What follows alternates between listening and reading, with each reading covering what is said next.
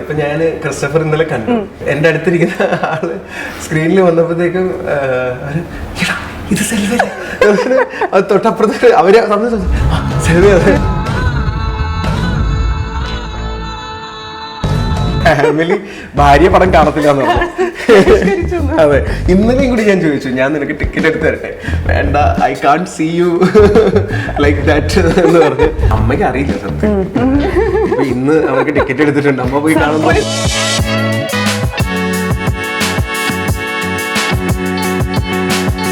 മമ്മൂക്ക ഇങ്ങനെ ഇരിക്കുന്നതിന് കാരണം മമ്മൂക്ക ഡയറ്റിംഗ് അല്ല, അതൊരു ഡിസിപ്ലിൻ ആണ്. മനസ്സിലായില്ലേ? ഒരു ലൈഫ് സ്റ്റൈലാണ്. കലേഷല്ല, സെൽവയും അല്ല, അത് സുദീപാണ്. അത് ഞാൻ കലേഷന്റെ കണ്ടല്ലോ ഒരു വലിയ പ്ലസ് പോയിന്റ് ആണ്. ഞാൻ ഇരുത്തി പുകഴ്ത്താണെന്ന് വിചാരിക്കുന്നു. കുഴപ്പമില്ല, പുകഴ്ത്തിക്കോ, എനിക്കൊരു പ്രശ്നം.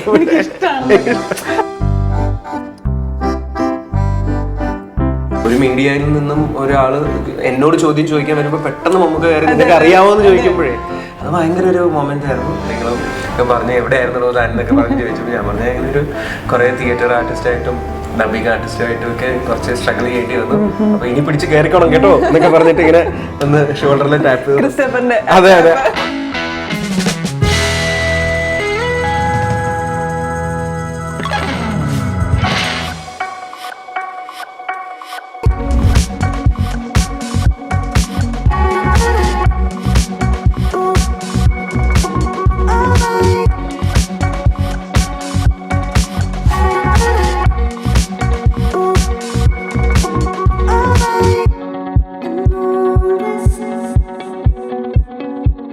നമസ്കാരം. മൂവി സ്റ്റോറിയിൽ ഇന്ന് നമ്മളോടൊപ്പം ഉള്ളത് ഹൃദയത്തിലെ സെൽവയിൽ നിന്നും ഇപ്പോൾ ദാ ക്രിസ്റ്റഫറിലെ സുദീപ് രാജനായി തിരിക്കുന്ന കലേഷ് രാമാനന്ദാണ്. കലേഷ് ഇടാ, welcome back to movie story. Thank you. ഒരു വർഷത്തിന് ശേഷം സെൽവയിൽ നിന്നും സുദീപായിട്ട്. സെൽവയും സുദീപിനും തമ്മിൽ എന്താ പറയണ്ടേ, ഭയങ്കര ഒരു വളരെ അധികം ദൂരമുണ്ട്. ഭൂമി ആകാശവും തമ്മിലുള്ള ദൂരം പോലെ വല്ലാണ്ട് മാറിപ്പോയിരിക്കുന്ന സെൽവ. എന്താ സെൽവ ഇങ്ങനെ? സെൽവ അങ്ങനെ തന്നെയാ. ഇത് നമുക്ക് ഒരു വേറൊരു തരം ക്യാരക്ടർ കിട്ടിയപ്പോൾ ഒരു അഭിനേതാവ് എന്ന നിലയ്ക്ക് നമുക്കൊരു എന്താ പറയണ്ട, കരിയറിന്റെ തുടക്കത്തിൽ തന്നെ ഇങ്ങനെ ഒരു വേറൊരു വെറൈറ്റി, ഒരു വേഴ്സറ്റൈലിറ്റി കാണിക്കാൻ പറ്റുന്നത് ഭയങ്കര ഒരു ഭാഗ്യമാണ്. അതൊരു ചാലഞ്ചാണ്. പക്ഷെ അതാണല്ലോ അതിന്റെ ഒരു രസം. ഒരു ഓപ്പർച്യൂണിറ്റി ആയിട്ട് എടുത്തങ്ങ് ചെയ്തു. ഈ സെൽവയിൽ നിന്നും പുറത്തിറക്കാൻ സാധിച്ചിട്ടുണ്ട്. ഇപ്പൊ ഒരു വർഷമായി. സെൽവിന് ഞാൻ പുറത്തിറങ്ങി, പക്ഷെ കണ്ടവരാരും പുറത്തിറങ്ങിയില്ല. അതാണ് പ്രശ്നം. കണ്ടവരെല്ലാം ഇപ്പോഴും സെൽവ. ഇപ്പൊ ഞാൻ ക്രിസ്റ്റഫർ ഇന്നലെ കണ്ടു. അപ്പോ എന്റെ അടുത്തിരിക്കുന്ന ആള് സ്ക്രീനിൽ വന്നപ്പോഴത്തേക്കും ഇത് സെൽവി, അത് തൊട്ടപ്പുറത്ത് അവര് സെൽവി നോക്കിയപ്പോ റേപ്പിസ്റ്റ്. അപ്പൊ അങ്ങനെ അപ്പൊ ഞാൻ ഇറങ്ങി. ഞാൻ അത് കഴിഞ്ഞ് പല പടങ്ങളും ചെയ്തു. പക്ഷെ കണ്ടവർക്ക് ഇപ്പോഴും സെൽവ ഒരു എന്താ പറയണ്ട, ഒരു നൊമ്പരമായി ഒപ്പം തന്നെ ഉണ്ട്. എന്ത് തോന്നി ഈ ഒരു റോള് നറേറ്റ് ചെയ്ത് കേട്ടപ്പോഴത്തേക്ക്? തോന്നിയോ? അത് ഇപ്പൊ ഉണ്ണി സാറ് വിളിച്ചിട്ട് പറഞ്ഞതുപോലെ, മോനെ ഇതിനകത്തൊരു ക്യാരക്ടറുണ്ട്, നീ ചെയ്യുമോന്ന് ചോദിച്ചു. ഞാൻ പറഞ്ഞു, ഉണ്ണി സാർ എന്ത് തന്നാലും ഞാൻ ചെയ്യാൻ റെഡിയാണ്. അപ്പോൾ അതല്ല, ഇതൊരു നെഗറ്റീവ് റോളാണ്, അപ്പം ഇങ്ങനെയാണ് അതിൻ്റെ ഒരു സംഭവം, അപ്പോൾ ഓക്കെ ആണോന്ന് ചോദിച്ചു. ഞാൻ പറഞ്ഞു, ഞാൻ ഒന്നാലോചിച്ചു, ഒരു സെക്കൻഡ് ഇങ്ങനെ എടുത്ത് ഞാൻ പറഞ്ഞ് ഓക്കെ ആണ്, നമുക്ക് ചെയ്യാം. കാരണം നമ്മൾ ഫോർ ദാറ്റ് 1 സെക്കൻഡ് നമ്മൾ ചിന്തിക്കുന്നത് പല വർഷങ്ങളായിട്ട് നമ്മൾ ആക്ടർ ആവണമെന്ന് ട്രൈ ചെയ്യുമ്പോൾ ഏത് തരം ക്യാരക്ടർ കിട്ടിയാലും ചെയ്യണം എന്നായിരുന്നു നമ്മൾ അന്നൊക്കെ പറയാം. ഒരു സെൽവ സംഭവിച്ചത് കൊണ്ട് മാത്രം ഞാനത് മാറ്റണം എന്നില്ല. അപ്പോൾ ഒരു സെക്കൻഡ് ഒന്ന് ആലോചിച്ചു. പിന്നെയാണ് ഞാൻ വിചാരിച്ചത് I am an actor, you know, എന്ത് തരം റോള് കിട്ടിയാലും അത് ബെസ്റ്റ് ആയിട്ട് ചെയ്യാന്നുള്ളതാണ്. ഞാൻ ഓക്കെ പറഞ്ഞു. ഫാമിലി എന്നുള്ള റെസ്പോൺസ് എന്തായിരുന്നു? ഫാമിലി ഭാര്യ പടം കാണത്തില്ല എന്ന് പറഞ്ഞു. അതെ, ഇന്നലെയും കൂടി ഞാൻ ചോദിച്ചു, ഞാൻ നിനക്ക് ടിക്കറ്റ് എടുത്ത് തരട്ടെ. വേണ്ട, I can't see you like that എന്ന് പറഞ്ഞു. അപ്പോൾ ഇനിയിപ്പം വരട്ടെ. പക്ഷെ അച്ഛനും അമ്മയൊക്കെ, അമ്മയ്ക്ക് അറിയില്ല സത്യം. ഇപ്പൊ ഇന്ന് അവർക്ക് ടിക്കറ്റ് എടുത്തിട്ടുണ്ട്, അമ്മ പോയി കാണുമ്പോൾ മൈ ഗോഡ് എന്നായിരിക്കും അമ്മയുടെ റിയാക്ഷൻ. അച്ഛനറിയാം. ബട്ട് യാ, മീൻ സി, ഒരു ആക്ടർ ആവണമെന്ന് നമ്മൾ തീരുമാനിച്ച സ്ഥിതിക്ക് family has to accept us. നമ്മൾ ഏത് തരം ക്യാരക്ടർ, അത് ക്യാരക്ടർ അല്ലേ, അഭിനയം മാത്രമാണ്. അപ്പൊ അത് തിരിച്ചറിയുക, ആ ക്യാരക്ടറാണെന്ന് മനസ്സിലാക്കുക. കലേഷല്ല, സെൽവയും അല്ല, അത് സുദീപാണ്. മമ്മൂക്കയുടെ കൂടെ രണ്ടാമത്തെ മൂവി. അതെ അതെ. ഇപ്പൊ കഴിഞ്ഞൊരു പ്രസ് മീറ്റില് മമ്മൂക്ക കലേഷനെ ഇരുത്തി പുകഴ്ത്തുന്നത് കേട്ടു. അയ്യോ അങ്ങനൊന്നുമില്ല, പറഞ്ഞു ഇതുപോലത്തെ മീഡിയ ഓർത്തിരിക്കുന്നില്ലേ അല്ലേ ഇത്രയും നാളിന് ശേഷം? അത് വലിയൊരു കാര്യം തന്നെയാണ് മമ്മൂക്കയെ സംബന്ധിച്ചിടത്തോളം. അത് ഓർത്തിരിക്കുക, അത് ആ മൊമെന്റിൽ പറയുക, ഇതെല്ലാം നിമിത്തമാണ്. അതൊക്കെ സംഭവിക്കണം, നമുക്കത് പ്ലാൻ ചെയ്യാൻ പറ്റില്ല.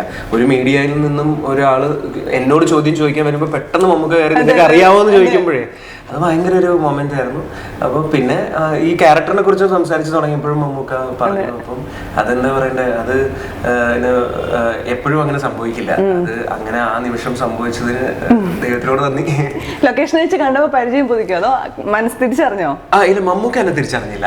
അത് സ്വാഭാവികം, കാരണം ഞാൻ ആ സുഗു എന്ന് പറഞ്ഞ ക്യാരക്ടറിന്റെ ലുക്കും ഒക്കെ വേറെ ആയിരുന്നല്ലോ. അപ്പം ജോർജ് ഏട്ടനാണ് എന്നെ തിരിച്ചറിഞ്ഞത്. അപ്പൊ ജോർജ് ഏട്ടനോട് ഞാൻ സംസാരിച്ചു. അത് കഴിഞ്ഞ് മമ്മൂക്ക എന്നോട് സംസാരിക്കുമ്പോഴാണ് ഞാൻ പറഞ്ഞത് മമ്മൂക്ക എന്നെ ഓർമ്മയുണ്ടോ എന്ന് ചോദിച്ചിട്ട്. അപ്പൊ മമ്മൂക്ക പറഞ്ഞ് കുഞ്ഞാനെ കണ്ട നീ എവിടെയെന്ന് ചോദിച്ചു. ഞാൻ പറഞ്ഞു സുഖു. അത് നീ ആയിരുന്നു. ഞാൻ പിന്നെ അതിന് ഫോട്ടോ ഒക്കെ എടുത്ത് കാണിച്ചിട്ട് എടാ ചെക്കാതെ. പിന്നെ ഞങ്ങൾ ഒരു 5 മിനിറ്റ് സംസാരിച്ചു. അത് രസമായിരുന്നു. ആ 5 മിനിറ്റിൽ ക്രൂ മൊത്തം സിനിമ കണ്ടില്ലേ? അപ്പൊ അതിനകത്തൊരു ഇന്ററഗേഷൻ സീൻ ഉണ്ട്. അപ്പൊ അതിന്റെ ഇടയിലാണ് മമ്മൂക്ക ഇങ്ങനെ ഷോട്ട് നോക്കിയിട്ട് തിരിച്ച് മമ്മൂക്കയുടെ സ്പോട്ടിലേക്ക് നടന്നു പോകുമ്പോഴാണ് ഞങ്ങൾ ഈ സംസാരിക്കുന്നത്. അപ്പം the whole crew was waiting. അപ്പോ ആ ഒരു 5 മിനിറ്റ്സ് ഞങ്ങൾ തന്നെ സംസാരിച്ചുകൊണ്ടിരുന്നു.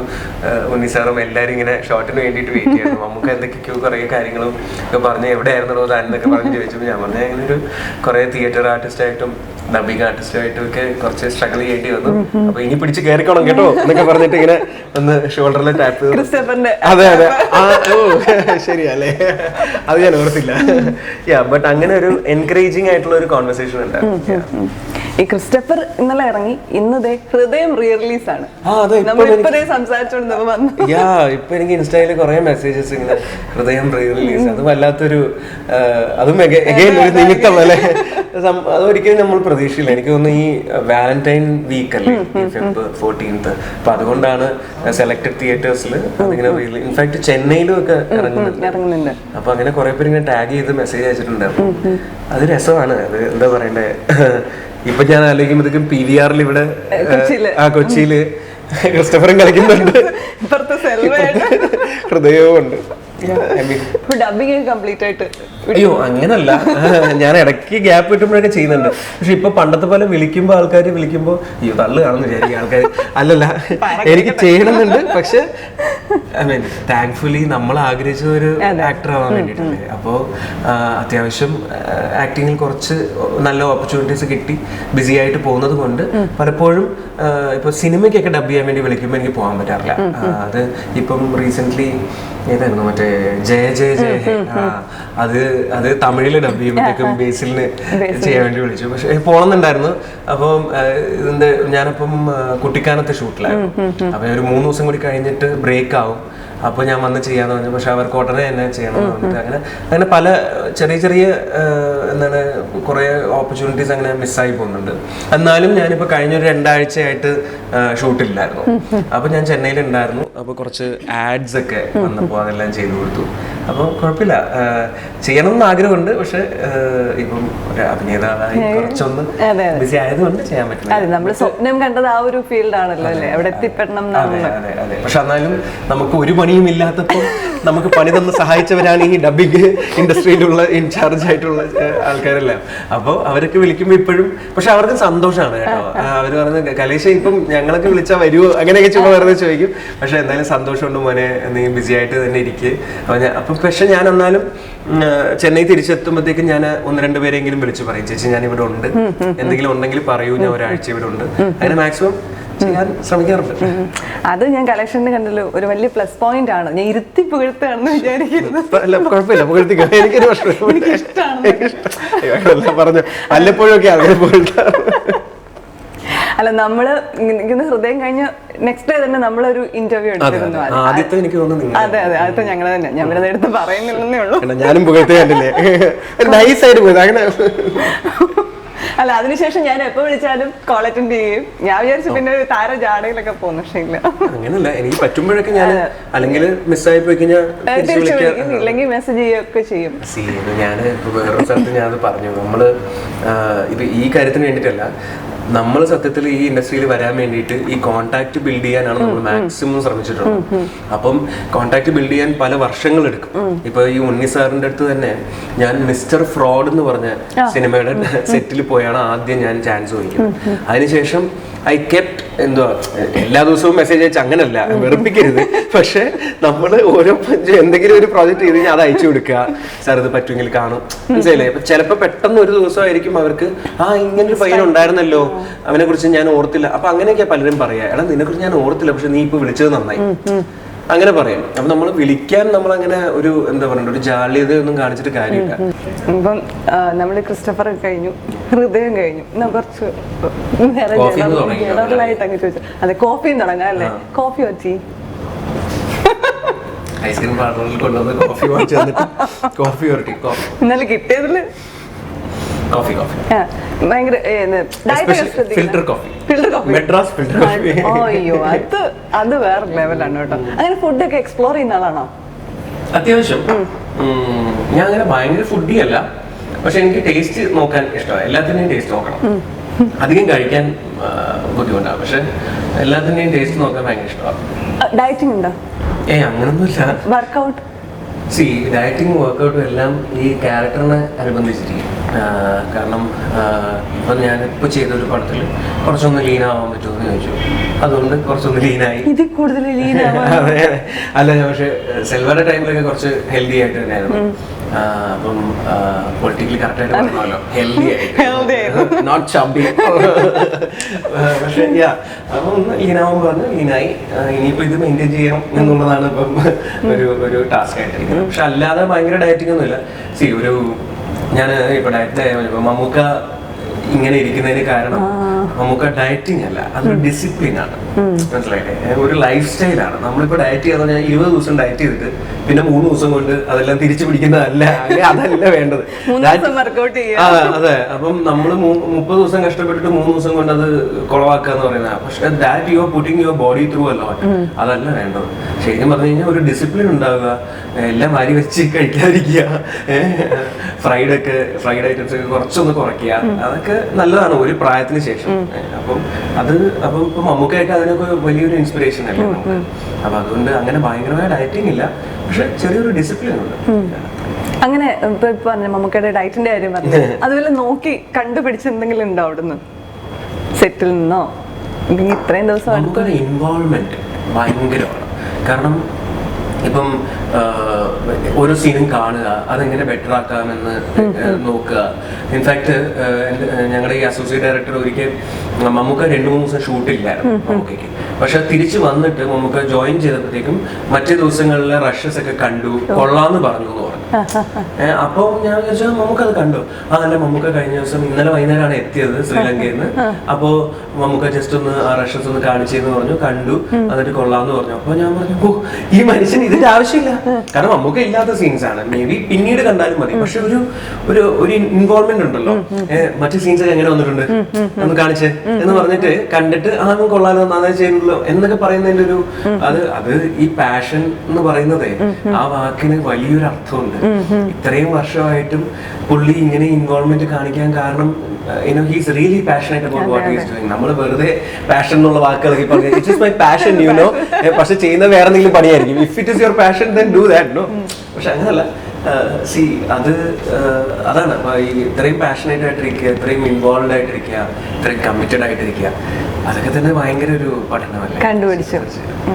ഞാൻ കുറച്ച് SNO ക്വസ്റ്റ്യൻസ് ചോദിക്കട്ടെ? നോ. ആദ്യത്തെ ചോദ്യം അതല്ലേ നോ. അപ്പൊ ഇനി കണ്ടിന്യൂ ചെയ്യാമല്ലോ. ഈ എന്തെങ്കിലും ഒരു കള്ളം പറഞ്ഞിട്ടേ വീട്ടിൽ പിടിച്ചിട്ടുണ്ടോ, പൊക്കിയിട്ടുണ്ടോ? സത്യമായിട്ട് പറയാം. ഇതിൽ ഞാൻ അത് അങ്ങനെ പറഞ്ഞൊരു കാര്യം പറഞ്ഞിട്ടുണ്ട്, പക്ഷെ ഞാൻ കള്ളം പറയുമ്പോ തന്നെ പിടിക്കും, അതാണ് പ്രശ്നം. എനിക്ക് അല്ല ഒരു ക്യാമറ വെച്ചിട്ട് എനിക്ക് ഡയലോഗ് തന്നാൽ സൂപ്പർ ബിലീവബിൾ ആയിട്ട് എനിക്ക് പറയാൻ പറ്റും. പക്ഷെ റിയൽ ലൈഫിൽ കൈയൊക്കെ ചിലപ്പോൾ വിറയ്ക്കും, കുറച്ചത് വേർക്കും, അപ്പോഴേ പിടികിട്ടും കാര്യം. അപ്പൊ അതുകൊണ്ട് എനിക്ക് തന്നെ മനസ്സിലായി, ഞാനിങ്ങനെ കള്ളം സത്യം പറയാതിരിക്കാൻ ശ്രമിക്കാറുണ്ട്. അതായത് ഈ അപ്രിയ സത്യങ്ങളുണ്ടല്ലോ, അത് പറയാതിരിക്കാൻ ശ്രമിക്കുന്നത് എന്തിനാ സങ്കടപ്പെടുത്തുന്നത് എന്ന് പറഞ്ഞ് പറയും. പക്ഷെ കള്ളം പറയുമ്പോൾ പ്രശ്നമാണ്. പറഞ്ഞിട്ടുണ്ടോ? അല്ല, പറഞ്ഞിട്ടൊക്കെ ഉണ്ട്. എന്നിട്ട് പിടിച്ചോ? ആരാ, അച്ഛനാണോ അമ്മയാണോ പെട്ടെന്ന് പിടിക്കുന്നത്, അതോ വൈഫാണോ? അച്ഛൻ അല്ല, അതിലേക്ക് ഞാൻ വരാം. അച്ഛൻ അറിയാമെങ്കിലും ഒന്നും പറയില്ല. എന്നാ അവൻ കള്ളം പറയാമെന്ന് അറിയാം, പക്ഷെ എന്തോ ഒരു കാര്യമുണ്ട്. അവൻ എന്തായാലും വലിയ വലിയ കള്ളങ്ങളൊന്നും പറയില്ല, കൊച്ചു കൊച്ചു കള്ളങ്ങളൊക്കെ പറയുമെന്ന് പറഞ്ഞിട്ട് അച്ഛനൊക്കെ വിടും. അമ്മയും അതുപോലെ തന്നെ. വൈഫിന്റെ അടുത്താണ് ആക്ച്വലി എനിക്ക് ആക്ച്വലി അവളുടെ അടുത്ത് കള്ളം പറയാൻ ഭയങ്കര ബുദ്ധിമുട്ടാണ്. ഈ പറഞ്ഞ പോലെ അപ്രിയ സത്യങ്ങൾ ചിലപ്പോ എന്താ ആം ഐ ലുക്കിംഗ് എന്താ പറയുക, ആം ഐ ലുക്കിംഗ് ഗുഡ് എന്ന് ചോദിക്കുകയാണെങ്കിൽ ചിലപ്പം എനിക്ക് ഇഷ്ടപ്പെടാത്ത ഡ്രസ്സാണ് അവൾ ഇട്ടിരിക്കുന്നതെങ്കിൽ പിന്നെ അവളുടെ കണ്ണി നോക്കാതെ യു ഓൾവേസ് ലുക്ക് ഗുഡ്. അതല്ല, you always look good, that is not lie. മനസ്സിലായില്ലേ? അപ്പൊ അങ്ങനെ വൈറ്റ് ലൈസ് എന്ന് പറയാം. അതായത് പ്രത്യേകിച്ച് ഹാംഫുൾ ഒന്നും അല്ലാത്ത, ഹാംലെസ് ആയിട്ടുള്ള കള്ളങ്ങളൊക്കെ പ്രിയ സത്യങ്ങൾ പറയാതിരുന്നത്. പ്രേമിച്ച സമയത്തെ തേച്ചിട്ടുണ്ടോ? എന്നെയാണോ? എങ്ങോട്ടും യെസ് ഓർ നോ? തേച്ചിട്ടുണ്ടോ? തേപ്പ് കിട്ടിയിട്ടുണ്ടോ? തേപ്പ് കിട്ടിയിട്ടുണ്ടോന്ന് വെച്ചാല് എനിക്ക് അതിന് തേപ്പ് എന്ന് പറയാൻ പറ്റില്ല, കാരണം അത് വൺ സൈഡ് ആയിരുന്നു. ആ കുട്ടി അറിഞ്ഞാലല്ലേ തേച്ചല്ലേ പറയാൻ പറ്റുള്ളൂ. അവൾ ഇത് അറിഞ്ഞിട്ടില്ല, അതുകൊണ്ട് അതിന് technically it is not a tape. ഞാനും അങ്ങനെ തേച്ചിട്ടില്ല. ഒരു മ്യൂച്വൽ ആയിട്ട് എല്ലാ കാര്യങ്ങളും തേപ്പാണെങ്കിലും നമുക്ക് പരസ്പരം തേച്ചാലോ.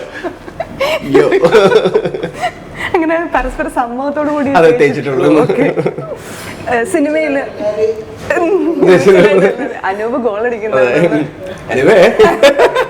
ഈ സിനിമയിൽ നിന്ന് എന്തെങ്കിലും ഓഫർ കയ്യിൽ നിന്ന് നഷ്ടപ്പെട്ടു പോയിട്ടുണ്ടോ? നമുക്ക് കിട്ടും കിട്ടും എന്ന് ഉറപ്പായിട്ടിരുന്നിട്ട്? അയ്യോ പിന്നെ ഇഷ്ടം പോലെ.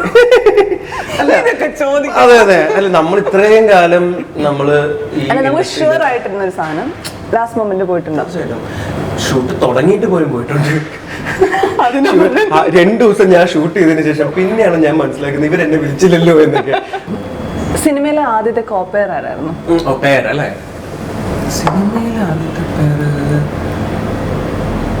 ആക്ച്വലി തനിയൊരുവനില് ഞാൻ കുമാർ എന്ന് പറഞ്ഞൊരു ക്യാരക്ടർ 4 സീനേ വരത്തുള്ളൂ. അതിനകത്ത് ഞാൻ വരുന്നത് തന്നെ എന്റെ ഗേൾ ഫ്രണ്ടിനെ അരവിന്ദ് സ്വാമി കൊന്നു എന്ന് പറഞ്ഞിട്ട്. ആ ക്യാരക്ടർ ചെയ്തിരിക്കുന്ന ആക്ട്രസിന്റെ പേര് അഭിനയ എന്നാണ്. മറ്റേ ആ മിണ്ടാൻ പറ്റാത്ത ഒരു കുട്ടിയില്ലേ, അവരാണ് അത് ചെയ്തത്. അവരുടെ കൂടെ എനിക്ക് 2 ദിവസം ഷൂട്ട് ഉണ്ടായിരുന്നു. ഞങ്ങളുടെ കുറച്ച് മോണ്ടാജസ് ഒക്കെ ഷൂട്ട് ചെയ്തിരുന്ന, അതായത് കുമാറും അവളുടെ പേര് മണിമേഖല എന്നായിരുന്നു ആ ക്യാരക്ടറിന്റെ പേര്. അപ്പൊ ഞങ്ങളുടെ കുറച്ച് മോണ്ടാജ് ഷൂട്ട്, പക്ഷെ അത് കട്ട് ചെയ്തു, അതില്ല. നേരിട്ട് എന്റെ സീനിൽ നിന്നാണ് തുടങ്ങുന്നത്. സാർ ഞാൻ മണിമേഖലയോടെ ലവർ, എന്നോട് ഗേൾ ഫ്രണ്ട് സിദ്ധാർത്ഥ അഭിമന്യു കൊന്നിട്ടെ, അങ്ങനെ തുടങ്ങുന്നത്. അപ്പൊ സത്യത്തില് പുള്ളിക്കാരി ആണ് എന്റെ ആദ്യത്തെ പേര്. പക്ഷെ ഞങ്ങൾ തമ്മിൽ കോമ്പിനേഷൻ സീൻസ് ഒന്നും ഇല്ല. പക്ഷെ എല്ലാരും അറിയാവുന്ന പേരെന്ന് പറഞ്ഞു കഴിഞ്ഞാൽ സെൽവിയാണ്. സെൽവി, തമിഴ് ചെൽവി. നീ വന്ന് എഞ്ചിനീയർ ആകപ്പോ എന്തോ സെൽവി എന്ന് പറയുന്നത് അത് ചെയ്തത് അഞ്ജലി എന്ന് പറഞ്ഞ കുട്ടിയാണ്. അവളുടെ കല്യാണം ഉറപ്പിച്ചത്. ഇറസ്പോൺസിബിൾ ജേർണലിസത്തിന്റെ അങ്ങേയറ്റമാണ് അത്. ഇതല്ല, അത് എനിക്ക് അത് ഭയങ്കര രസമായിരുന്നു കേട്ടോ. സത്യത്തില് അതിന്റെ താഴെ അവരുടെ ഫോട്ടോ, ആക്ച്വൽ ഫോട്ടോ ഇട്ടിട്ടുണ്ട്. അതായത് അഞ്ജലിയും ആദിത്യനും ആക്ച്വലി ആദിത്യന്റെ ഇപ്പൊ ഒരു സിനിമ വരുന്നുണ്ട്, ആദിത്യൻ ഡയറക്ട് ചെയ്ത്, എങ്കിലും ചന്ദ്രിക. അപ്പൊ ആദിത്യൻ നമ്മുടെ ഹൃദയത്തിൽ അഭിനയിച്ചിട്ടുണ്ട്, ജോ എന്ന് പറഞ്ഞ ക്യാരക്ടർ. അപ്പൊ സത്യത്തില് സെൽവിയും ജോയുമാണ് കല്യാണം കഴിക്കുന്നത്. ഇതാരോ സെൽവിയുടെ കല്യാണമാണ് ഹൃദയത്തിൽ അഭിനയിച്ച പയ്യന്റെ കൂടെ എന്ന് ആരോ പറഞ്ഞിട്ടുണ്ട്. അപ്പൊ ഉടനെ ആ ജേർണലിസ്റ്റ് ക്ലിക്ക് ബൈറ്റ് ആണല്ലോ, സെൽവിയും സെൽവനും കല്യാണം കഴിക്കുന്നു. ഈശ്വര, എന്റെ അച്ഛനത് കണ്ടിട്ട്, അച്ഛന്റെ ഒരു ഫ്രണ്ട് ആക്ച്വലി സാറിന്റെ മോന്റെ കല്യാണമാണോ പറഞ്ഞില്ല. അതിന് തൊട്ട് താഴെ ആക്ച്വൽ ഫോട്ടോ ഉണ്ട്, ആദിയുടെയും അഞ്ജലിയുടെയും ഫോട്ടോ ഉണ്ട്. ഇത്രയും നാള് കുറെ സിനിമകൾ അഭിനയിച്ചു, കുറെ സിനിമകൾ ഡബ് ചെയ്തു. ഇതിൽ ഇഷ്ടപ്പെട്ട നിങ്ങൾ ഡയലോഗ് ഓർമ്മയുണ്ടോ? അപ്പ അമ്മ നിമ്മതിയാത്ത എല്ലാവർക്കും ഇഷ്ടപ്പെട്ട ഡയലോഗാണ് അത്. അന്ന് പറയുമ്പോ ഞാനും അങ്ങനെ ഭയങ്കരമായിട്ടൊന്നും ആലോചിച്ചില്ല. കണ്ണ് നിറഞ്ഞൊരു, അത് 2 തവണ അത് എടുത്ത് കാണിക്കുകയും ചെയ്യുന്നുണ്ടല്ലോ ലാസ്റ്റ്. ഒരു മൊമെന്റ് അല്ലേ, ആ മൊമെന്റ് ഇങ്ങനെ ക്രിയേറ്റ് ചെയ്ത് വരുന്ന ആ കഥയിൽ എവിടെയാണ് അത് വരുന്നത്, ഈ രണ്ടാമത്തെ തവണ അതിൻ്റെ ഒരു റീകോൾ വാല്യൂ ഒക്കെ പറയുമ്പോഴാണ് നമുക്കത് ഭയങ്കര ഇതിനകത്ത് അങ്ങനെ ഒരു ഡയലോഗ് ഉണ്ട് ഇതിനകത്ത്. പക്ഷെ എന്തായിരുന്നു, തല്ലല്ലേ സാറേ, അല്ല പറ്റിപ്പോയല്ലേ, എനിക്കും ഇല്ലേ സാറേ റൈറ്റ്സ്, അങ്ങനെ പറയുന്ന ഒരു ഡയലോഗ് ഉണ്ട്. പക്ഷെ അത് പറയുന്നത് ഒരു നെഗറ്റീവ് കോണ്ടെക്സ്റ്റിലാണെന്നേ ഉള്ളൂ. അത് എന്ത് റൈറ്റ്സ് ആണെന്നൊക്കെ, ഹ്യൂമൻ റൈറ്റ്സ്, നീ ഒരു മനുഷ്യനെ അല്ലടാ, അതൊക്കെ ഹ്യൂമൻസിനുള്ളതാണ്. ഇപ്പം ചേട്ടൻ തമിഴ് ഇൻഡസ്ട്രിയിലും വർക്ക് ചെയ്തിട്ടുണ്ട്, മലയാളം ഇൻഡസ്ട്രിയിലും വർക്ക് ചെയ്തിട്ടുണ്ട്. അപ്പം what do you think the uniqueness of Malayalam industry എന്ന് പറഞ്ഞാൽ എന്തായിരിക്കും? യുണീക്ക്നെസ്, ദ പേസ്, അതായത് speed, the speed at which film gets done. അതായത് ഇപ്പോൾ ഗാർഗി എന്ന് പറഞ്ഞ സിനിമയ്ക്ക് ശേഷം ഞാൻ തമിഴിൽ ഒരു സിനിമയാണ് ചെയ്തത്. വേറെ 1-2 സിനിമകളൊക്കെ സംസാരിച്ചു, പക്ഷെ അതൊന്നും നടന്നില്ല.